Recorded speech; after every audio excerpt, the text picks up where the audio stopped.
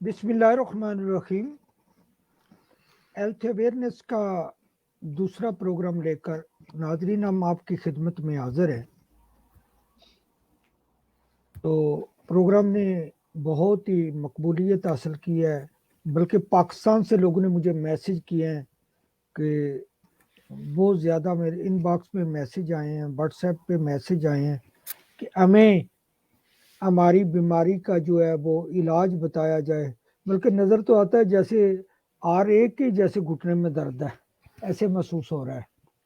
लेकिन डॉक्टर साहबा, डॉक्टर तस्नीम साहबा का मैं शुक्रिया अदा करता हूँ कि आज से तकरीबन 3 साल पहले मुझे याद है कि जब इन्होंने एक लाइव सेशन किया था सैयद इकबाल हैदर शाह साहब के साथ मिलकर, उसमें डॉक्टर बिलाल विर्क साहब भी शामिल थे।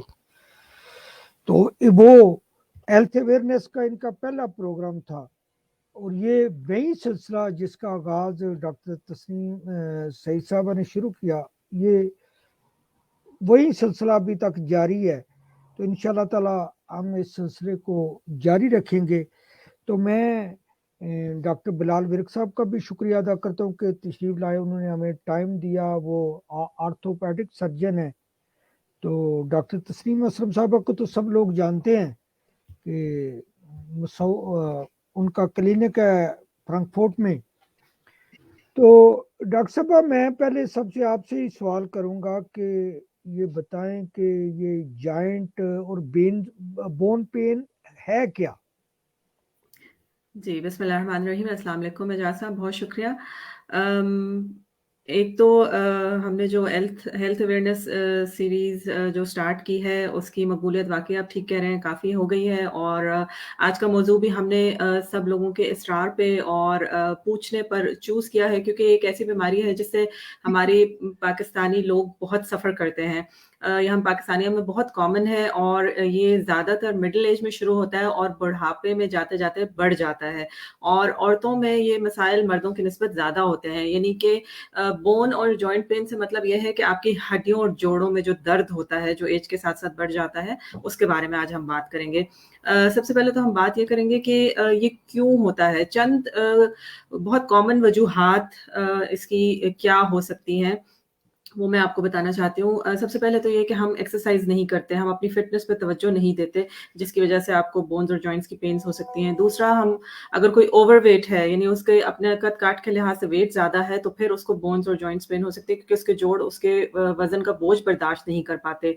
फिर मुनासिब ग़िज़ा ना खाना, यानी हम बहुत मसालेदार खाने खाते हैं और कम फ्रेश फ्रूट्स और सब्ज़ियाँ खाते हैं और पानी कम पीते हैं। इस वज़ह से भी बोन्स और जॉइंट पेन हो जाती हैं। फिर कोई आपको दायमी बीमारी हो, जैसे अगर आप शुगर के मरीज़ हों, या आप हार्ट पेशेंट हों, या आपको ब्लड प्रेशर की बीमारी हो, तो उस सूरत में भी आपको इस तरह के प्रॉब्लम्स हो सकते हैं। स्ट्रेस की वज़ह से भी ये प्रॉब्लम हो सकता है। आपकी जो जॉब है फॉर एग्ज़ाम्पल, उसकी वज़ह से भी ये प्रॉब्लम हो सकता है कि अगर आपकी जॉब ऐसी है जिसमें आप सारा दिन बैठे रहते हैं कंप्यूटर के आगे, या अगर आपकी जॉब ऐसी है कि आप बहुत ज़्यादा बोझ उठाते हैं, फ़िज़िकल लेबर वाला काम है, तो उसकी वज़ह से भी आपकी हड्डियों और जोड़ों में दर्द हो सकता है।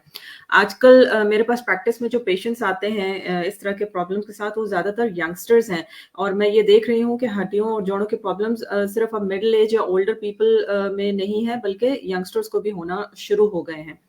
तो जहाँ साहब, ये तो था एक जनरल ओवरव्यू जो कि मैंने आपको दिया बोन्स एंड जॉइंट पेन्स के बारे में। अब हम इनकी वजूहात और इनको कैसे हम अवॉइड कर सकते हैं, इसके बारे में हम प्रोग्राम के एंड पे दोबारा बात करेंगे। एक चीज़ जो मैं डिस्कस करना चाहती हूँ डॉक्टर बिलाल के साथ, वो ये है कि बैक पेन के बारे में हमसे लोगों ने बहुत सवाल किए हैं कि आप अपने प्रोग्राम में इसके बारे में बात करें, इसकी वजूहात और इसकी ट्रीटमेंट क्या हो सकती है, वो डिस्कस करें। तो बैक पेन आपकी बैक के तीनों हिस्सों में हो सकती है, अपर बैक में, लोअर बैक में और मिडल बैक में। और ज़्यादातर पेशेंट्स लोअर बैक पेन के साथ आते हैं। तो सबसे पहले तो अगर कोई पेशेंट हमारे पास बैक पेन के साथ आता है, तो हम उससे सबसे पहले उसकी वजह जानने की कोशिश करते हैं। हम उनसे पूछते हैं कि वो पेन कब शुरू हुई, कैसे शुरू हुई, कोई चोट तो नहीं लगी, कोई फ्रैक्चर तो नहीं हुआ। पता करने के बाद फिर हम उनका फिजिकल एग्जामिनेशन करते हैं, फिर हम उनकी ट्रीटमेंट स्टार्ट करते हैं जो कि दवाइयों से या इंजेक्शन से शुरू होती है, और उनको हम रेस्ट का भी मशवरा देते हैं। अगर ये सारी चीज़ें उनको हेल्प ना करें उनकी पेन में, तो फिर हम उनको ऑर्थोपेडिक के पास रेफर कर देते हैं। तो अब जब एक पेशेंट ऑर्थोपेडिक डॉक्टर के पास पहुंच गया है बैक पेन के साथ, तो उसका क्या ट्रीटमेंट होगी, हम डॉक्टर बिलाल से पूछते हैं। जी डॉक्टर बिलाल। जी, अस्सलाम वालेकुम। एक तो पहले तो मैं आपको बहुत-बहुत शुक्रिया अदा करूँगा कि आपने फिर मुझे इनवाइट किया है, और काफ़ी ये रिव्यूज़ में आ रहा है फेसबुक पे भी ऑब्वियसली, और व्हाट्सएप पे भी काफ़ी मैसेजेस आ रहे हैं कि ये प्रोग्राम माशाल्लाह काफ़ी विद इन जर्मनी और पाकिस्तान में भी और दूसरे ममालिक में भी देखा जा रहा है। और उसके लिए अब जो हमने उसको शुरू किया था 3-4 साल पहले, वो लोगों के लिए काफ़ी एक दिलचस्प डिफरेंट एंगल से ओवरव्यू हो रहा। और आज का जैसा आप बता रही हैं कि टॉपिक है पेन, जस्ट बैक पेन, अगर हमने पहले बात करनी है तो आपने सही बोला। पहले जब जो भी होता है पेशेंट होता है, उसको ऑब्वियसली अगर लोअर बैक पेन हो रही है या उसको काफी देर से दर्द हो रही है, तो उसके 4-5 मेन रीजंस हैं, वजह है कि ये क्यों होती है। पहले जैसे आपने बोला कि एक तो है कि एक्सरसाइज और वो डाइट और सारा, पर आजकल जो नंबर 1 प्रॉब्लम होती है वो है कि हम अपनी 2-3 मेन चीजें नहीं करते। नंबर 1 कि हम अपने आप को की टेक केयर नहीं कर रहे आजकल। इसका मतलब ये होता है कि पहले जो था, हम देखते हैं पुराने जमाने में, थोड़ा चले जाओ 50-60 साल पहले, जो गाँव में थे सारे, हमारी फैमिली में जो सारे होते हैं, वो काफ़ी खेती-बाड़ी करते थे, काफ़ी मेहनत मुशक्कत करते थे, और उससे ये था कि ऑटोमैटिकली आपकी पूरी बॉडी में, अपर लिम्स में, लोअर लिम्स में, बैक में, नेक में मूवमेंट आ रही थी।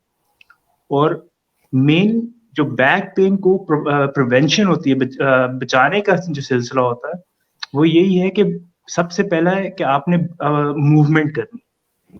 मूवमेंट का मतलब है कि एक रेगुलर, कोई एक्सट्रीम एंगल पे भी नहीं जा रहा, पर सारे मसल्स को एक दफा एक्टिवेट कर। जब आपके मसल एक्टिवेट हो रहे हैं, तो वो जो जॉइंट्स है ना, वो भी मूव करते हैं।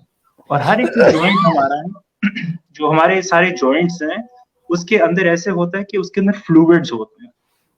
और जो नॉर्मल हेल्थी बंदा होता है, जो स्पेशली जो बच्चे होते हैं, जैसे 14-15 सालों के, उनके जब जॉइंट्स मूव करते हैं, फॉर एग्जांपल अगर मैं हाथों से थोड़ा दिखा सकता हूँ कि ये अगर जॉइंट है आपका, और ये नॉर्मली आपकी हड्डी है जो वो जॉइंट के अंदर मूव कर रही है, और उसके अगर फ्लूइड है, जैसे आप देखते हैं कि दरवाजा ले ले या कोई नॉब दे ले, उसके अंदर जब ऑयल डालते हैं तो मूवमेंट उसकी बेहतर हो जाती है और आवाजें भी कम आनी शुरू हो जाती है। वो सिमिलर कॉन्सेप्ट आपके जॉइंट्स में भी है। अगर तो ये है कि अगर जॉइंट्स ड्राई होना शुरू हो जाए एज के साथ साथ, ये नॉर्मल है कि अगर आप 30, 40, 50 सालों के हैं, तो वो आपके जो जॉइंट्स हैं वो ड्राई होना शुरू हो जाते हैं और वो रिकवर करना कम हो जाता है। और जो मेन है, अगर हम यंग हैं, जैसे 20 सालों के हैं और स्पोर्ट्स खेल रहे हैं और स्पोर्ट्स में एक्सरसाइज में ये होता है कि वेयर एंड टेयर जॉइंट्स में नॉर्मल है, वो सारों का होता है। जब आप यंग होते हैं, वेयर टेयर का मतलब ये होता है कि डैमेज, ब्रेक डाउन, कार्टिलेजेस की जो ब्रेक डाउन है वो नॉर्मल है। और अगर तो वो कार्टिलेजेस ब्रेक डाउन होती है, तो यंग बंदा उसको जल्दी रिकवर कर लेता। जल्दी मीनिंग कि 1-2 दिनों में ही उसकी रिकवरी हो जाती है। ज्यों-ज्यों आप वक्त के साथ बूढ़े होते जाते हैं, और जनरली जो आपकी वेयर टेयर बढ़नी शुरू हो जाती है, जैसे वजन आपका ज्यादा है, नंबर 2 डाइट गंदी हो गई है, डाइट अच्छी नहीं है, तो उससे है कि और आप काम कर रहे हैं कि कोई फिजिकल काम कर रहे हैं, और उसमें है कि आपके जो जॉइंट है वो ब्रेक डाउन होना शुरू हो जाता है। पर बुढ़ापे में वो रिकवरी का टाइम उसका ज्यादा डिले होना शुरू हो जाता है। और यही है कि अगर वेयर टेयर बढ़ता जा रहा है और रिकवरी कम होती जा रही है, तो एक टाइम ऐसे आता है कि जो आपका जॉइंट है वो रिपेयर नहीं हो सकता। उसको हम कहते हैं, लाइक जर्मन में तो यही कहते हैं कि 4th डिग्री डिजेनरेशन है। इसका मतलब है कि आखिरी लेवल की कार्टिलेज का वेयर एंड टेयर हो गया और उसको कभी अब रिकवर नहीं कर सकते। और यही होता है कि मेनली बैक पेन में ये एक बहुत बड़ी रीजन होती है। और ये जो दर्द होती है वो ज्यादातर होती है कि आपको ना लोअर बैक में एरिया में दर्द हो रही होती है। ये नंबर 1। नंबर 2, आजकल आप देखते हैं जब आप सारा दिन टीवी के सामने बैठे हैं या कंप्यूटर पे बैठे हैं या काम पे बैठे हैं, तो ज्यादातर जब हम बैठते हैं तो आगे झुक के बैठते हैं। झुक के होता है कि अगर आप आगे को झुक के बैठे होंगे तो मतलब होता है कि नीचे वाली जो आपकी रुकन है, जो नीचे वाली आपकी बैक है, उसको एक प्रेशर आता है जो पीछे को प्रेस करता रहता है। और उसमें यह होता है कि हर एक बोन आपकी जो बैक बोन है उसके अंदर काफी ज्यादा हड्डियां हैं, ऐसे ऐसे एक दूसरे के ऊपर हड्डियां हैं। और उन हड्डियों के दरमियान में एक होती है कार्टिलेज। वो ऐसी होती है जैसे आपकी ना गम सा होता। और वो इसलिए है कि अगर आप वॉक कर रहे हैं या कोई चीज उठा रहे हैं या कोई फुटबॉल खेल रहे हैं या कोई चीज हिल रहे हैं, मूवमेंट कर रहे हैं, तो उसमें बजाय इसके कि बोन और बोन एक दूसरे के साथ हिट करे और ब्रेक डाउन हो, वो इस तरह का कुशन होता है ताकि आप मूवमेंट भी करें, सब कुछ जो करना चाहते हैं वो भी करें और आपकी बोन ना डैमेज हो। और उसमें ये होता है जब बंदा यंग होता है वो जितना मर्जी उसको प्रेस करो इतनी बड़ी डैमेज नहीं होती। और वक्त के साथ साथ जैसे बंदा बूढ़ा होना शुरू हो जाता है, वो जो उसको हम जर्मन में कहते हैं बांशाइब, वो जो कार्टिलेज अंदर वाली, वो ड्राई होनी शुरू होती है। अगर आप देखें कि अगर कोई आप फल ले और जिसको स्क्वीज करें, वो आराम आराम से स्क्वीज होता है, फिर नॉर्मल वापस हो जाता है। और एक तरह से आपको उसको काट दें फिर प्रेस करें तो देखते हैं कि जो अंदर सारा उसका मादा होता है वो एक तरह से बाहर निकल जाता है। और यही प्रॉब्लम है, इसको कहते हैं बांशाइब फोरफाल। इसका मतलब डिस्क हर्निएशन उसको इंग्लिश में कहते हैं। मतलब कि जब अगर आपका प्रेशर एक तरफ पूरी बैकबोन का ज्यादा है और प्रेशर पीछे को जा रहा है, वहां पे एक छोटा सा होल सा हो जाता है उस कार्टिलेज में, और वहां से पस की तरह से बाहर निकलनी शुरू हो जाती है। और ये जो पस होती है, पस जो फ्लूइड है, वो आपकी बैकबोन में नर्व्स हैं उसको प्रेस करना शुरू कर देता है। और ये दो चीज, ये बहुत बड़ा पॉइंट होता है कि उसमें आपने खुद भी रियलाइज करना होता है कि वो कितनी एक्सट्रीम है। उसमें एक तरफ तो ऐसे भी हो सकता है कि इमरजेंसी हो जाए, पर ज्यादातर तकरीबन 90% ऐसे होता है कि वो एक्सट्रीम केस नहीं होता।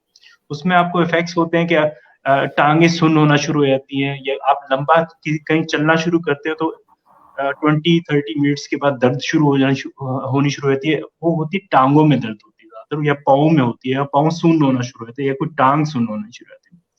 तो उसके लिए फिर अगला स्टेप, पहले तो स्टेप यही है कि पेन किलर्स होते हैं। नंबर 2 फिर स्टेप्स होता है उसके ना डायग्नोस्टिक आप कर सकते हैं, उसके ना MRT मैग्नेटिक रेजोनेंट पिक्चर कर सकते हैं, जिसमें आप देख सकते हैं कि कितनी इफेक्ट हो रही है, या एक्सट्रीम इफेक्ट है या नहीं इफेक्ट है। और उसके लिहाज से आप आगे डिसाइड कर सकते हैं एज अ सर्जन कि कोई ऑपरेशन होगा या नहीं होगा। जो पेशेंट्स हमारे ज्यादातर आते हैं उनका तो जो इसके बैक पेन में आते हैं, उनका पहला हमेशा ये होता है कि भाई जो मर्जी कर लो, ऑपरेशन नहीं करना। वो भी फुली, ये डॉक्टर का भी मकसद यही होता है कि आप ऑपरेशन ट्राई करें कि ऑपरेशन ना पहले करना पड़े, क्योंकि बॉडी हमारी ऐसी ऑर्गेनिज्म है कि वो ट्राई करती है खुद ब खुद कि रिकवर हो जाए, या कोई चीज जो डैमेज हो उसको रिकवर कर ले। पर अगर ऐसा हो जाए कि रिकवरी ना हो रही हो, या कोई ऐसा मैकेनिकल प्रॉब्लम है जिसमें आपकी बॉडी को कोई चांस नहीं है कि वापस रिकवर कर सके, उन मकामात पे आपका एज अ सर्जन आप डिसाइड करते हैं और इंडिकेशन देते हैं कि यहाँ पे ऑपरेशन करना होता है। और आजकल के जो एक्सपर्ट्स हैं, और जो हमारे आजकल जो जर्मनी में फॉर एग्जांपल ऑपरेशंस हो रहे हैं, उसमें ये है कि आपको डर नहीं होना चाहिए बस, क्योंकि कॉम्प्लिकेशंस तो ऑफ कोर्स हर एंगल में आती है, हर चीज में आ सकती है। आप गाड़ी चला रहे हो तो उधर भी एक्सीडेंट होने के चांसेस होते हैं। पर अगर आप एक्सपीरियंस्ड हैं और आपको अपने रूल्स एंड रेगुलेशन सीखे हुए हैं, और आपने सही जो इंडिकेशंस हो रही हैं और जो आपकी बिल्ड किए होंगे, और जो आप मीनिंग कि जिसमें आपके प्रॉपर इमेजेस हैं, आपके पास एक्सरे हैं, एमआरटी है या सीटी स्कैन्स हैं, उसके लिहाज से अगर आपने इंडिकेशन सही डॉक्टर से करवाई है तो वो most like chances are very high कि कोई कॉम्प्लिकेशन बैक ऑपरेशन से कम होंगे। और ये आजकल बहुत कॉमन है बैक पेन, यंगस्टर जैसे डॉक्टर तस्नीम कह रही हैं, यंगस्टर्स की पेन आ रही है और वो मेनली यही रीजन है कि मूवमेंट कम हो गई आजकल। हम ज्यादातर हैंडीज पे अपने फोन पे बैठे होते हैं या टीवी ज्यादा देख रहे होते हैं, और पहले की तरह जो आज से 20-30 साल पहले जो यंगस्टर्स थे जो इतने मूवमेंट कर रहे थे, बाइसिकल चला रहे थे, उनका वेट कम था और वो एक्सरसाइज करते थे खुद ब खुद। अगर सॉकर खेलने, फुटबॉल खेलने को चला जाता तो वो भी एक्सरसाइज थी। पर आजकल की जो जनरेशन है उसमें ये कम नजर आ रहा है, क्योंकि हम सोशल मीडिया में थोड़ा ज्यादा एक्टिव हो गए हैं और इसलिए फिजिकली मूवमेंट कम होती जा रही है। यानी आपका कहने का मतलब है कि आजकल हमारा जो लाइफस्टाइल है वो बहुत सेडेंट्री हो गया है, यानी जिसमें मूवमेंट कम है और इसकी वजह से बैक पेन के प्रॉब्लम जो हैं वो बढ़ते जा रहे हैं। ओवरवेट भी इसमें एक इशू हो सकता है। हमारे यंगस्टर्स सेडेंट्री लाइफ स्टाइल की वजह से अपना वेट इस हद तक बढ़ा लेते हैं कि उनके जॉइंट्स पे और बैक पे बोझ आना शुरू हो जाता है, जिसकी वजह से भी ये दर्द निकल आता है। हमारे पास डॉक्टर रिजवान अकरम की तरफ से सवाल आया जी, what is sciatica pain, what would be the treatment if no neurological issue is observed? यानी उनका मतलब है कंजर्वेटिव ट्रीटमेंट, तो वो आप बताइएगा डॉक्टर बिलाल जी। ये अभी जो मैंने अभी आपको डिस्क्राइब कर रहा था ना कि बैक पेन होती है जिसमें आपकी टांगों में भी दर्द होना शुरू हो जाती है, जो सियाटिकल पेन होती है इसको ये कहते हैं कि अगर जर्मन यूज करनी है तो इसका मतलब बांधशाइबा फोरफॉल है, और इंग्लिश में होता है डिस्क हर्निएशन। मीनिंग कि वो जो एक आपका डिस्क थी जो दो बोन्स के दरमियान में आपकी बैकबोन में, वो एक तरफ से रप्चर हो गई, थोड़ा सा उसका क्रैक आ गया। और क्रैक ऐसे आता है कभी कभी आप स्नीज करते हो बहुत हार्ड, या आपने कोई चीज एकदम से उठा ली है, या ऐसे होता है कि आपके पूरे मसल्स अभी भी ठंडे ही थे और आपने कहा जोश आया और एकदम आपने स्पोर्ट्स मार करनी शुरू कर दी, या कोई चीज एकदम से उठा ली, या बच्चे को उठा लिया फॉर एग्जांपल जो उसका वजन कोई 10 किलो है फॉर एग्जांपल, और एकदम से वार्म अप के बगैर एग्जैक्टली। पर ये होता है कि उससे पहले, ये होने से पहले, ये नहीं है कि वन टाइम डील है कि एकदम से आपकी दर्द शुरू हो जाएगी। नॉर्मली ये है कि ये काफी महीनों से या काफी वीक से आपकी इंडिकेशंस होना शुरू हो जाती है। मीनिंग कि पहले से आपके पोस्चर नहीं था सही फॉर एग्जांपल, या आप पहले से सही सो नहीं रहे। आई मीन ये थोड़ा सा फनी साउंड करता है पर लिटरली मेडिसिन में आप आजकल स्टडीज आ रही हैं कि सोने से जो बॉडी की रिकवरी होती है, आपके जॉइंट्स की रिकवरी, आपके बोन्स की रिकवरी और आपके मसल्स की रिकवरी, वो बहुत बहुत इंपॉर्टेंट है। रेगुलरली तकरीबन 6 से 8 घंटे पर नाइट रिथम के साथ, आई मीन रूटीन के साथ अगर बंदा सोता है तो उससे कई लिहाज से आपके रिकवरी भी हो जाती है। और ये जो होते हैं बांधशाइबा फोरफॉल या डिस्क हर्निएशन, कई लिहाज से औख रिकवर कर सकती है। अच्छा, इसमें ये है कि लेट्स से उसमें देखना होता है कि एज अ सर्जन या as a orthopedic conservative orthopedic, उसमें ये देखना होता है कि कौन से लेवल पे आपकी ये जो बांधशाइबा फोरफॉल आया है, कौन से लेवल पे डिस्क हर्निएशन। अगर तो वो बहुत नीचे है, उसको कहते हैं लंबाल, 5 होती हैं हड्डियां जो लंबर, वो जो लोअर बैकबोन में होती हैं। और अगर तो उस जी अगर उस लेवल पे होती है तो उसमें पता चल सकता है कि वहां पे ऐसे है कि वहां पे सिर्फ नर्व्स होती हैं, और ये जो हर्निएशन होती है वो प्रेस कर रही होती है एक नर्व, और वो होता है कि ज्यादातर लाइक 98% ऑफ द चांसेस कि वो जो प्रेशर हो रहा है वो एक साइड पे होता है, या राइट पे या लेफ्ट पे, वो कभी कभी दोनों साइड होते हैं और बहुत कम चांसेस है। और उसमें ये है कि पहली जो आपकी जो ट्रीटमेंट होती है उसमें ये है कि पहले तो आप श्मैज़ लेते हो। श्मैज़ का मतलब क्या होता है, पेन किलर का मतलब क्या होता है? पेन किलर उसका ये है कि आपको दर्द कम हो जाए। तो बंदा कहता है कि चलो मैं इतनी दर्द में गया हूँ डॉक्टर के पास, उसने से दवाई इबुप्रोफेन दे दी है और मैं रो रहा हूँ, मेरी दर्द हो रही, मैं कुछ नहीं कर सकता, उसने इलाज ही नहीं किया। पर वो भी एक बहुत बड़ा इलाज है। जैसे मैं पहले कह रहा था कि आपकी बॉडी जो यंग होते हैं, जो फॉर एग्जांपल बॉडी काफी लिहाज से खुद रिकवर करती है, स्पेशली लोअर बैक पेन में। पेन किलर लिया, उसमें होता है जो अब इबुप्रोफेन लेते हैं, उसमें पहले ही तो है पेन किलर है, और उसमें सेकंड है कि उससे जो होती है ना इन्फ्लेमेशन। इन्फ्लेमेशन जो होती है उसको रिकवर, उसको भी रिड्यूस करती है। और वो जो इन्फ्लेमेशन का मतलब जो स्वेलिंग है वो कम होना शुरू हो जाती है, और नंबर 2 आपको पेन नहीं होती। जब आपके दो ये फैक्टर्स हैं तो उसमें है कि आप अगर सीधा बैठना शुरू कर दें और फिर ज्यादा चलना शुरू करें, चलें, सीधा बैठें, पोस्चर सही करें, तो ज्यादातर within a few weeks या within a few days या चंदी दिनों में या चंदी वीक्स में ये जो आपका फोर फॉल था, जो हर्निएशन थी, वो वापस आना शुरू हो जाती है। अच्छा, अगर वो हेल्प नहीं हो रही तो नेक्स्ट स्टेप ये होता है कि आप फिर अपने ऑर्थोपेडिक सर्जन के पास जाते हैं, और या तो जर्मनी में ये होता है कि कई फैमिली डॉक्टर्स भी, स्पेशली जो थोड़े काफी सालों से वो जो प्रैक्टिस में है, वो कई ऑल्सो इन्फिल्ट्रेशन करते हैं, पेन किलर मसल्स में लगाते हैं ताकि इंजेक्शंस। Injections, exactly. उसमें ये है कि वही प्रिंसिपल है कि पेन कम होगी, आप उठोगे, चलोगे, फिरोगे, ताकि आपका पोस्चर सही होगा, ताकि फिर आप ये जो बंच है वो फोर फॉल था वापस रिडक्शन हो जाए, वापस को आना शुरू हो जाए।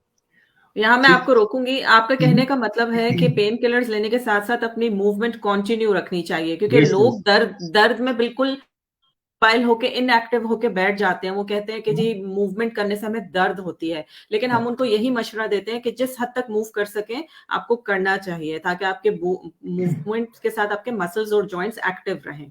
एग्जैक्टली अच्छा, मैं अपने जो पेशेंट जो होते हैं प्राइवेट में जो आते हैं उनको तो मैं यही हमेशा एडवाइस करता हूँ कि नंबर 1 वॉशरूम जैसे भी है खुद जाना। उसमें ये कि आपने उठना है, लाजमी उठना है, आपने उठना है, 4-5 स्टेप्स लेने हैं, बाथरूम तक जाना है। जितनी मर्जी दर्द हो रही है, एटलीस्ट ट्राई करो कि बाथरूम खुद जाओ, ट्राई करो कि एटलीस्ट पानी खुद पीने के लिए खुद उठो, ताकि ये ना हो कि कोई और मसले आना शुरू हो जाए। फॉर एग्जाम्पल अगर तो आपकी उम्र 40+ है और सारा दिन अगर लेटे रहो, तो उसमें काफी ज्यादा, अगर एक हफ्ता लेटे रहो और उठ नहीं सक रहे, कुछ नहीं कर सक रहे, तो उसमें काफी दूसरी चीजें भी कॉम्प्लिकेशंस आ सकती है, थ्रोम्बोसिस आ सकता है, लंग इंसिडेंट हो सकता है, लंग इन्फेक्शन आ सकती है। तो मूवमेंट बहुत इंपॉर्टेंट है। उसमें ये है कि फिर आपके जो पेन किलर्स होते हैं उसके भी डिफरेंट डिफरेंट लेवल्स होते हैं। वर्ल्ड हेल्थ ऑर्गेनाइजेशन के लिहाज से 4 डिफरेंट लेवल हैं। आप स्टार्ट करते हो नंबर 1 से, जिसमें इबुप्रोफेन होती है या डिक्लोफेनाक होती है, वोल्टारिन होती है। अगर वो नहीं हेल्प कर रही तो डॉक्टर फिर आपको, फैमिली डॉक्टर ज्यादातर आपको नेक्स्ट लेवल पे लेके जाता है। वहां पे 2-3 और चॉइसेस है, मेटामोजोल है फॉर एग्जांपल। अगर वो नहीं हेल्प कर रहा, उसके अगला जो लेवल होता है, और ऐसे लेवल्स कर करके एक मैक्सिमम लेवल होता है, जिसके बाद फिर आपको डिफरेंट उसमें ऐसे उसको ऐसे कह सकते हैं कि आप को इन्फिल्ट्रेशन या जो टीका लगाना हो, टीका लाजमी हो जाता है उसमें, पर वो बहुत एंड स्टेज है। शुरू में लिटरली 2 जो स्टूफे उसके उसके होते हैं ना WHO के, जो 2 लेवल्स हैं, वो ही मेन आपकी थेरापी होती है।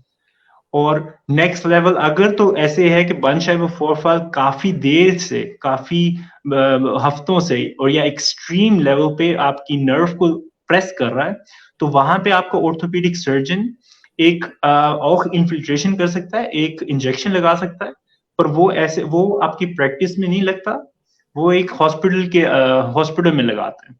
और उसमें ऐसे होता है कि एक CT स्कैन होता है जिसमें 3 डायमेंशनल आपका एक्सरे होता है, और उसमें एग्जैक्ट लोकेशन आप ढूंढ सकते हो कि कौन सी नर्व और कौन से एंगल पे वो दब रही है।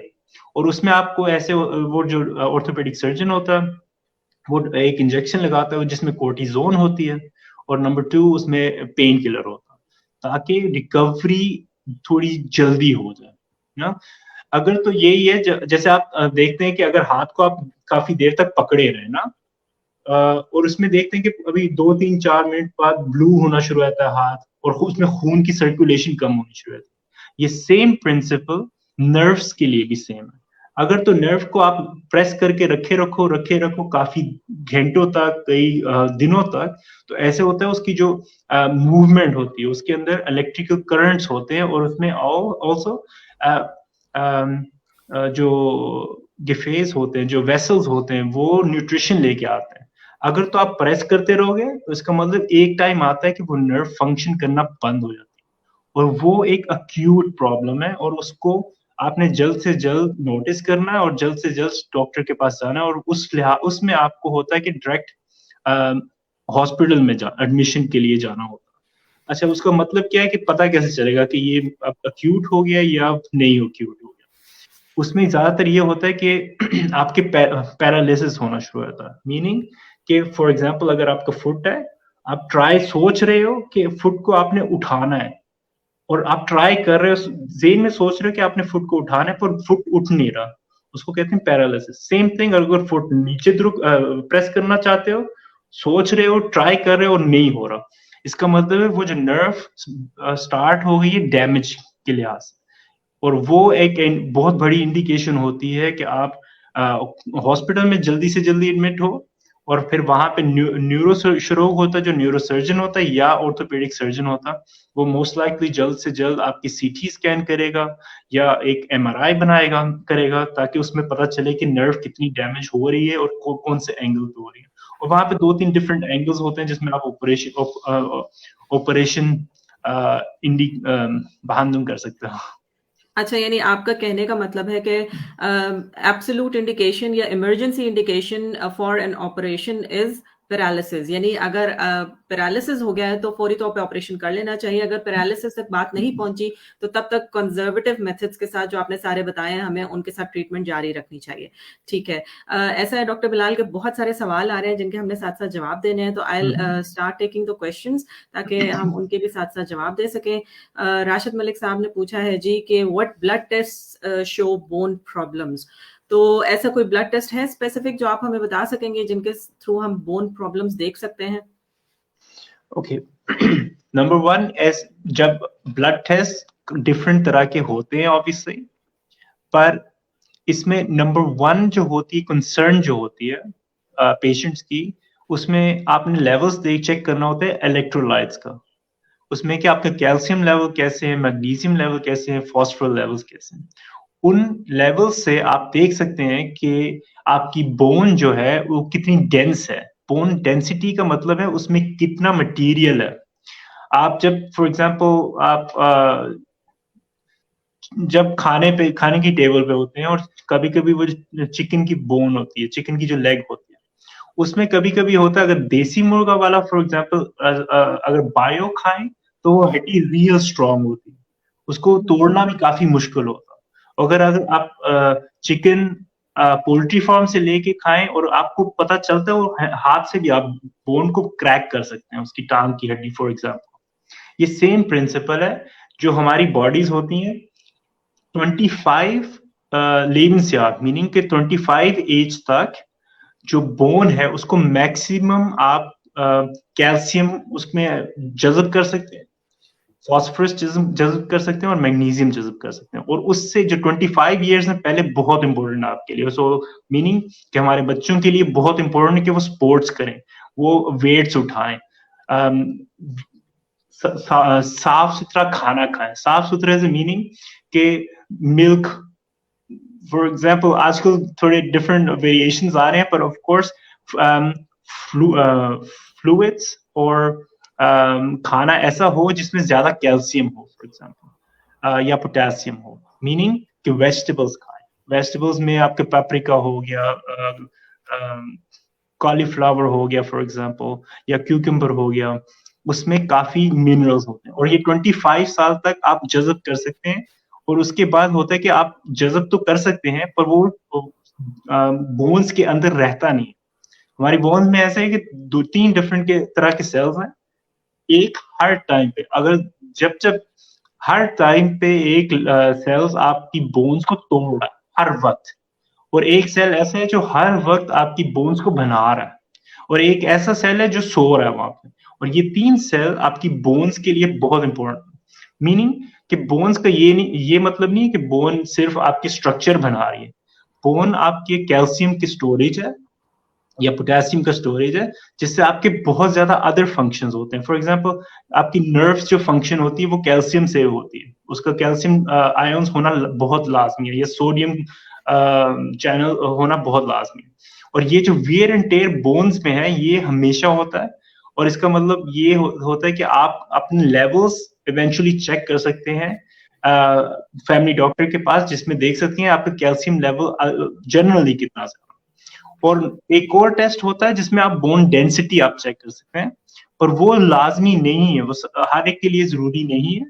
उसके 2 फैक्टर्स होते हैं, अगर आपकी एज अबव 65 इयर्स है, और नंबर 2 विद इन 1 ईयर आपके 2 बड़े फ्रैक्चर्स हों, तो उसमें सेंस बनती है कि वो एक डिफरेंट तरह का बोन डेंसिटी पैरामीटर होता है, वो टेस्ट कर सकते हैं, और उसमें आप चेक कर सकते हैं कि बोन कितनी आपकी वीक है या कितनी स्ट्रांग है, और उस लेवल से आप vitamin D for example prescribe ले सकते हैं, या आजकल एक इंजेक्शन भी होता है, वो 1 टाइम मंथली भी होता है या 1 टाइम वीकली भी होता है फॉर एग्जांपल, और वो ज्यादातर हाउस आपके लिए प्रिस्क्राइब करता है। दैट मीन्स कि ब्लड टेस्ट में आप मिनरल्स चेक कर सकते हैं और विटामिन लेवल्स चेक कर सकते हैं कि आपकी बोन हेल्थ कैसी है। ठीक है जी।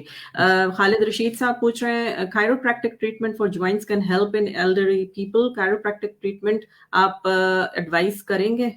तो आजकल जो मैं जिस हॉस्पिटल में काम कर रहा हूँ वो लिटरली सिर्फ रिहैबिलिटेशन है, और ऑर्थोपेडिक की रिहैबिलिटेशन है, और उसमें काफी मेरा एक्सपोजर हुआ है, जो ऑपरेटिव नहीं है, जो आजकल आप कैसे कंजर्वेटिव सबसे बेस्ट ट्रीटमेंट कर सकते हैं। और ये जो कायरोप्रैक्टिक थेरेपी है, ऑफ कोर्स कायरोप्रैक्टिक थेरेपी मैं तो रिकमेंड करता हूँ सारों को, और उसमें बहुत इंपॉर्टेंट है कि आप खुद भी काफी एक्टिव हों, या ट्राई करें, डजंट मैटर कितनी उम्र है, कि ट्राई करें डेली एक दफा घर से बाहर निकलें, वॉक करें, और थोड़ी एक्सरसाइज करें, ताकि सारे जॉइंट सारी बॉडी एक दफा पूरी मोमेंटम में आए, एक दफा फुल उसका मूवमेंट आए। कायरोप्रैक्टिक इज ऑल्सो बहुत अच्छा है, पर उसके लिए ये इंपॉर्टेंट है कि जस्ट जनरली बॉडी मूवमेंट करती हो। ठीक। नेक्स्ट क्वेश्चन है जी, any tips regarding strengthening autocatone muscles in this regard? Doctor Rizwan, मैं आपका क्वेश्चन नहीं समझी, आप समझ रहे हैं doctor Bilal? Strengthening autocatone muscles. I guess the question is strengthening the muscles. हाँ जी। वो जो मेन पॉइंट ये है कि एक्सरसाइज, मैं तो बार बार वही कह रहा हूँ, एक्सरसाइज बहुत इम्पोर्टेंट है। एक्सरसाइज ये नहीं होता कि आप जिम जा रहे हो, एक्सरसाइज का ये भी मतलब नहीं होता कि जो एक तो हमारे ज्यादातर मेरे साथ भी शुरू में ऐसे था कि एक्सरसाइज का जो वर्ड होता है वो बहुत बड़ा एक बहुत बड़ा स्टैम्प होती है कि भाई मैंने एक्सरसाइज करनी है, एक्सरसाइज करनी है, एक्सरसाइज करनी है, और उसमें बंदा डीमोटिवेट हो। एक्सरसाइज का मतलब ये है कि आप एक दफा उठो, थोड़ा चलो फिरो, एक दफा फील करो कि हार्ट सही पंप कर रहा। उसमें ये भी हो सकता है 5 मिनट भी, एक दफा खड़े होके नीचे बैठो, खड़े होके नीचे बैठो, 5-6 मिनट, एक दफा पूरी बॉडी के आर्म्स सही मूव करो, या टांगे आप मूव करो, टीवी देखते देखते पाँव को सही सही ऐसे मूव करो। और वो भी बहुत इंपॉर्टेंट है, बजाय इसके कि बंदा कुछ भी ना करे। मसल बिल्डिंग जो है वो हर एज में, डजंट मैटर कि वो लड़का है, औरत है, या मेल है या फीमेल है, डजंट मैटर, हर उम्र में मसल बिल्डिंग बहुत इंपॉर्टेंट है। मसल बिल्डिंग करेंगे तो उसमें है कि जितने बड़े मसल होंगे उतना प्रेशर बोन्स पे पड़ेगा, और जितनी बोन्स पे प्रेशर पड़ेगा उतनी बोन्स डेंसिटी मजबूत होगी। और अगर ये तो जब होता है, बहुत कॉमन है कि जो हम बूढ़े हो रहे होते हैं, इवेंचुअली कभी ना कभी बंदा गिरता है, दैट्स नॉर्मल, कभी कहीं एक्सीडेंट हो जाता, और उसमें बड़े बड़े फ्रैक्चर्स को बचाने के लिए बहुत इंपॉर्टेंट है कि आपकी बोन डेंसिटी आज मजबूत हो, ताकि फ्यूचर में जो डैमेज होगी उसके आप प्रिवेंशन कर सकें। यानी इसका मतलब है हमारा लाइफस्टाइल शुरू से ही, बचपन से ही ऐसा होना चाहिए कि हमारी बॉडी इतनी स्ट्रांग हो जाए कि जो एंड एज में या बुढ़ापे में जाके उसको नुकसानात हो सकते हैं, उनको हम कम से कम कर सकें। और इसको अगर हम चले बचपन में ना शुरू किया हो, जवानी में भी शुरू कर दें, क्योंकि जब हम यंग होते हैं, जवानी में हमें एहसास नहीं होता, सब कुछ ठीक चल रहा होता है और हम कहते हैं कि हम सुपर पर्सन है, हमें कुछ नहीं हो सकेगा। लेकिन बुढ़ापा सब पे आना है, कमजोरी सब पे आनी है, और अपने बुढ़ापे को आसान बनाने के लिए यही बेहतर है कि शुरू से ही अपनी बॉडी को इस तरह फिट रखें कि इस किस्म के असरात से आप डील कर सकें। व्हाट्सएप पे एक सवाल आया जी परवेज इकबाल जाफरी साहब का। मेरी वाइफ के घुटनों में सख्त तकलीफ है, चलने में बहुत दुश्वारी है, अब डॉक्टर ने ऑपरेशन का मशवरा दिया है, वो डरती हैं कि बहुत से लोगों की तकलीफ ऑपरेशन के बाद बढ़ गई है। आपके ख्याल में ऑपरेशन ही आखिरी हल है या कोई और दूसरा इलाज भी मुमकिन है? ये जो बैक पेन के बाद नंबर 2 जो प्रॉब्लम आती है हमारे सिर्फ पॉपुलेशन में नहीं है, ये तकरीबन हर एक रेस में है। उसमें ये है कि सेकंड जो मेन प्रॉब्लम आ रही है वो नीज की जॉइंट पेन है, और नंबर 3 पे है जो हिप की जॉइंट पेन। उसमें ये होता है कि ज्यादातर हमारी जो फीमेल्स हैं, और ये नी जो पेन है वो ज्यादा फीमेल्स में पहले नंबर पे आती है बिकॉज ऑफ ऑस्टियोपोरोसिस मीनिंग कि बोन डेंसिटी उसकी वीक हो गई है। और हमारी औरतें बोन्स खोखली हो जाती हैं आफ्टर मेनोपॉज। एग्जैक्टली, और जितनी वो वीक होती हैं। और नंबर 2 हमारी जो औरतें हैं काफी जर्मनी में भी और पाकिस्तान में भी ज्यादातर बाहर सूरज में नहीं जाती। सूरज में अगर आप नहीं ज्यादा टैनिंग कर रहे या नहीं यूवी रेस ले रहे, तो उसमें ये प्रॉब्लम है कि आपकी विटामिन डी प्रोडक्शन बॉडी में बहुत कम हो जाती है। और जो हमारी डाइट्स होती हैं वो इतनी अच्छी नहीं है कि जिसमें आप विटामिन डी इंक्रीज कर सकते हो। आजकल काफी प्रोडक्ट्स आ रहे हैं, फॉर एग्जांपल मिल्क प्रोडक्ट होता है, उसके अंदर भी कैल्शियम भी होती है, विटामिन डी भी होती है, पर वो ज्यादातर ये होता है कि वो मार्केटिंग की वजह से ऊपर लिखा होता है। उसमें आप अगर कंसंट्रेशन देखें और एग्जैक्ट देखें कि कितनी विटामिन डी है, कितनी विटामिन सी है, वो ना होने के मुताबिक। तो इसका क्या हल है भाई? बाहर जाए सूरज में, जब तो समर होता है बाहर निकलो, सूरज में जाओ, और एंजॉय करना है सूरज को भी, ताकि बॉडी भी और रिकवर कर सके। अच्छा जी, जो नी पेन आप कह रहे हैं, ऐसे मैं यहाँ बैठा तो नहीं एग्जैक्टली कुछ कह सकता कि नी की क्या प्रॉब्लम है और कितनी उसकी स्टेज है। जैसे मैं कह रहा था कि जो नी एनी जॉइंट डैमेज होती है उसकी 4 स्टेजेस होती है। अगर तो आपकी वाइफ की जो चौथी स्टेज पे पहुंच गई है, जिसमें जर्मन में उसको कहते हैं क्नोर्पल शेडिंग, मीनिंग कि उसका जो कार्टिलेज है बोन के ऊपर, वो अगर पूरी डैमेज हो गई तो उसका कोई चांस नहीं है रिकवर होने का। तो नेक्स्ट स्टेप क्या होता है कि आप एक ऑपरेशन करते हो। ऑपरेशन में ये मैंने भी काफी किए और काफी एक्सपीरियंस भी है इस पेशेंट्स के साथ, क्योंकि जर्मनी में बहुत कॉमन है। और इसका ये मतलब है, अगर ऐसे ऑपरेशंस बहुत कॉमन है कि काफी सर्जन्स कर सकते हैं, और जितना एक सर्जन ऑपरेशन कर सकता है और करता है, उससे उसका एक्सपीरियंस बढ़ता है, उससे कॉम्प्लिकेशंस भी कम होती हैं। और इसका ये मतलब नहीं है कि आप सारों के साथ कंपेयर करते हो कि भाई मेरी वो फलानी की भी ऑपरेशन हुआ था, उसकी दर्द नहीं खत्म हो रही, उसके भी हुआ था, वो चल नहीं सकती। तो वो 1 या 2 बंदा हो सकता है जिसको कोई प्रॉब्लम आ रही हो। अगर आप जनरल पॉपुलेशन को देखते हैं, 95 to 96% problem without any complication होती है। और उसमें ये है कि पहले अगर आपका उबरगेविcht है, अगर आपका ओवरवेट है, नंबर 1, इवन दो कि आपके घुटने दर्द कर रहे हैं, पहले नंबर पे वेट कम करना, क्योंकि ऑपरेशन के बाद वैसे भी आप काफी देर नहीं सही 100% चल सकेंगे। 100% चलना लाजमी है नी ऑपरेशन के बाद, बल्कि ऑपरेशन के बाद अगले दिन ही आपको फुल बेलास्टिंग करना होता है, मीनिंग के full weight bearing from the first day on. और वो कर सकते हैं, वो सारे करते भी है। और उसमें पेन किलर्स भी है, शुरू में आपके होते हैं पेन किलर्स देते हैं और स्लोली उसको रिड्यूस कर देते हैं।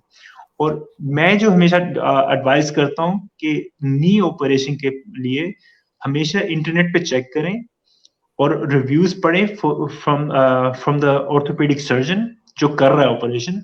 और बहुत इंपॉर्टेंट है कि उसने काफी सालों से ये नी ऑपरेशन किए हों, और उसमें वही मैं कह रहा हूँ जितना एक्सपीरियंस है उसका उतना बेहतर रिजल्ट्स आता है। और जो हिप होती है, हिप का भी बहुत कॉमन है हिप रिप्लेसमेंट, और उसमें वो इतने कॉमन है कि आप तकरीबन जर्मनी में कहीं से भी ऑर्थोपेडिक सर्जन से करवा सकते हैं, क्योंकि वो इतना कॉम्प्लिकेटेड नहीं, ऑपरेशन तो कॉम्प्लिकेटेड दोनों नहीं है, पर उसके जो टेक्निक है वो थोड़ी कॉम्प्लिकेशन है, और वो टेक्निक वो ज्यादा आसानी से ऑर्थोपेडिक सर्जन हिप की सीख सकता है बजाय इसके कि नी को थोड़ा देर लगती है। ठीक है, खालिद रशीद साहब पूछ रहे हैं stem cell therapy for knees can be recommended? Yes, ये उस वक्त करनी चाहिए जब आपके वो जो मैं कह रहा था थर्ड स्टेज पे आपके वो ना जो knock और शेडिंग हुआ, जो जॉइंट्स की जो कार्टिलेज की जिसकी डैमेज हो गया सेकंड या थर्ड स्टेज में, और ताकि आपकी रिकवरी तेजी से हो जाए। अगर तो फोर्थ स्टेज में तो चांसेस कम ही है कि कोई रिकवरी हो सकती है वहां पे। ठीक है, मोहम्मद असलम साहब का सवाल है, welche Krankheiten gehen auf Knochen und Gelenke? कौन सी ऐसी बीमारियां हैं जिनकी वजह से हड्डियों और जोड़ों के प्रॉब्लम्स हो सकते हैं?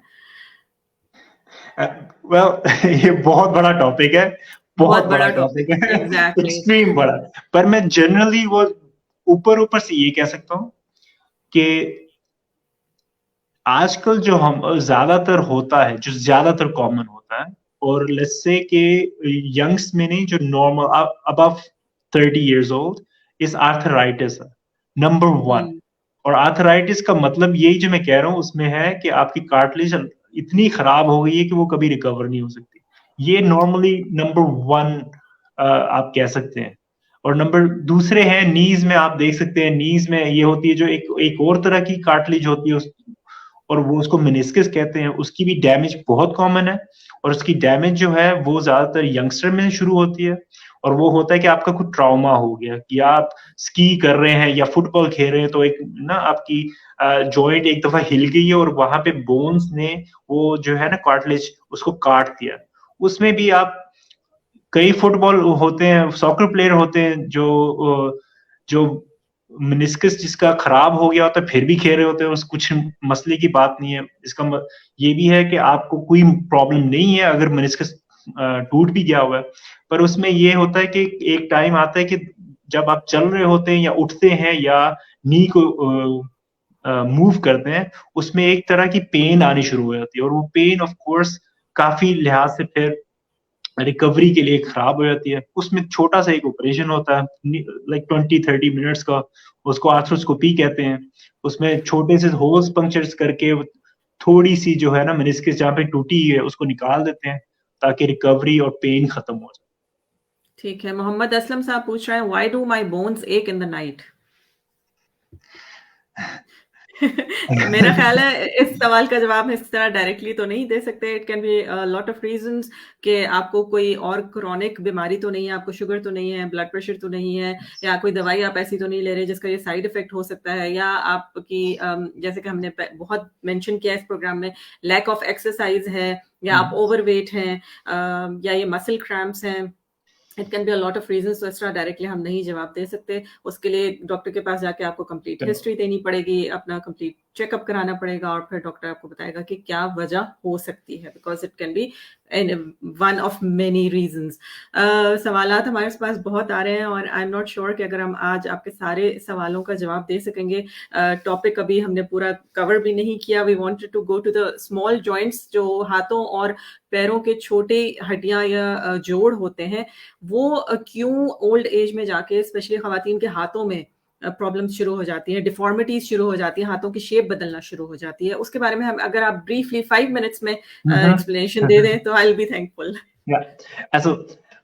हाथों की ये जो जॉइंट्स की जो प्रॉब्लम्स आती है ओल्ड एज में, फॉर एग्जांपल, सबसे पहली बात ये है कि सबसे जो ज्यादा हम जॉइंट्स यूज करते हैं फॉर एग्जांपल वो हाथ है, और उसके मूवमेंट भी बहुत डिफरेंट एंगल्स में होती है।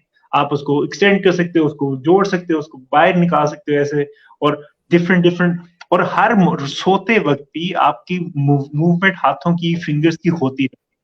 तो उसमें फिर जो मैं पहले कह रहा था कि जितनी ज्यादा मूवमेंट होगी उसमें वेयर एंड टेयर होगी हर जॉइंट्स की, और हर वेयर एंड टेयर का एक लेवल होता है कि जो बंदा बूढ़ा होना शुरू हो जाता है वो वेयर एंड टेयर की रिकवरी कम होनी शुरू हो जाती है, और अगर वो वेयर एंड टेयर की रिकवरी कम हो रही है तो ऑब्वियसली आपके वहां पे डैमेज होनी शुरू हो जाएगी। और उसमें सेम है कि फिंगर्स में और हाथों में यहाँ पे काफी ज्यादा टेंडेंस है, जो मसल्स आपके ये उनका आर्म से है, ये जो है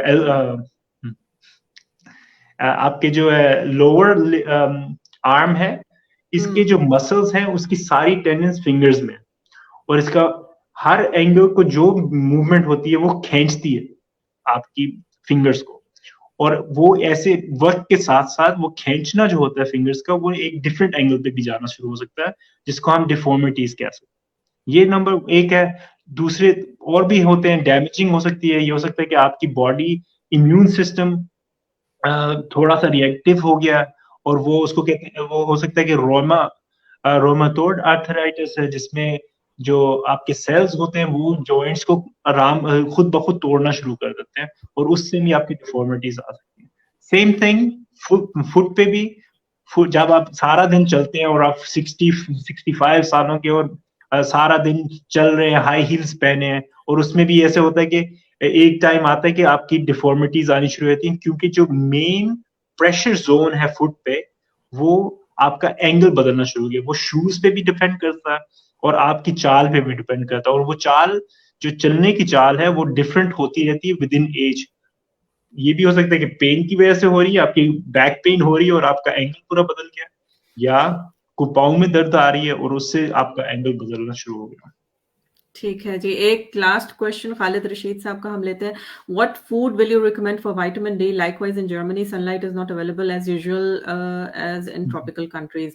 जी, एक बहुत बड़ा मसला है जर्मनी का कि यहाँ पे सनलाइट की और विटामिन डी की बहुत कमी है, और इसकी वजह से हम अपने पेशेंट्स को हमेशा ये सजेस्ट करते हैं कि during the winter months, especially October से लेकर मार्च तक, विटामिन डी के सप्लीमेंट्स लिया करें।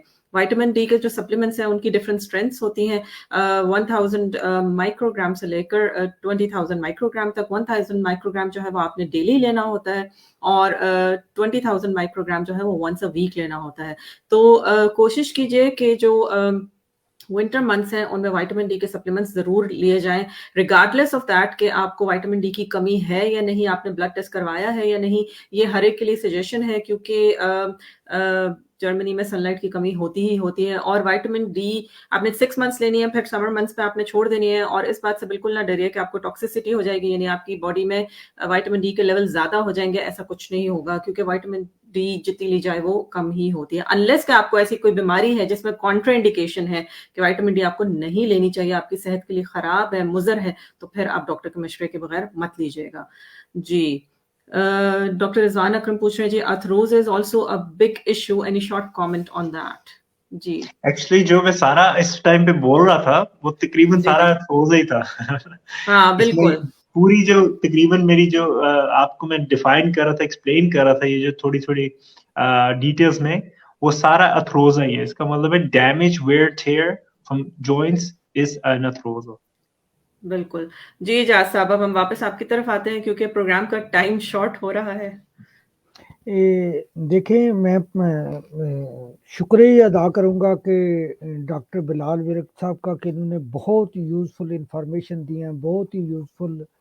ये मैं समझता हूँ कि एक सदका जारिया ही है कि किसी को रिलीफ मिल जाता है इंफॉर्मेशन मिलने से, तो उसका अजर अल्लाह ताला की ज़ात ही आप लोगों को देगी। डॉक्टर तस्नीम साहबा भी बहुत ज़्यादा टाइम दे रही हैं, तो बल्कि तो प्रोग्राम तो माशाल्लाह अब इतना पॉपुलर हो चुका है कि तकरीबन एक ट्रेंड पैदा हो गया हमारी कम्युनिटी के अंदर, कि और भी लोगों ने हेल्थ अवेयरनेस के प्रोग्राम करने शुरू कर दिए हैं। ये एक पॉजिटिव साइन है कि हमारी कम्युनिटी के अंदर एक ट्रेंड पैदा करने की ज़रूरत होती है। एक इंफॉर्मेशन की कमी है, इंफॉर्मेशन की कमी है, अरब वाले से इंफॉर्मेशन की कमी है। हेल्थ हो, जर्मन कवानीन हो, इंटीग्रेशन हो, तो लेकिन मैं जो आप डॉक्टर्स लोग हैं, मैं आपको सैल्यूट पेश करता हूं कि आप कि मुझे मसरूफियात का अंदाज़ा है कि आपकी ड्रीम्स कितनी कितनी लंबी हॉस्पिटल्स में होती हैं और आप लोगों के पास बिल्कुल टाइम नहीं होता, और आप लोग अपनी कम्युनिटी के लिए टाइम जो निकाल रहे हैं, तो ये आपका बहुत बड़ा फ़र्क है। अल्लाह ताला आपको इस चीज़ का अजर दे सकता है। तो मैं डॉक्टर तस्नीम साहबा से एक ही रिक्वेस्ट करूंगा कि प्लीज़ इसको, इस तरह के जो हेल्थ अवेयरनेस के प्रोग्राम है इनको कंटिन्यू रखना। मैं तो समझता हूँ कि बहुत ही ज़्यादा लोगों का भला हो जाएगा। आपने खुद नीचे क्वेश्चन देखे हैं, और आप लोग तो खुद डॉक्टर हैं, समझते हैं कि लोगों की कितनी मुश्किलात है।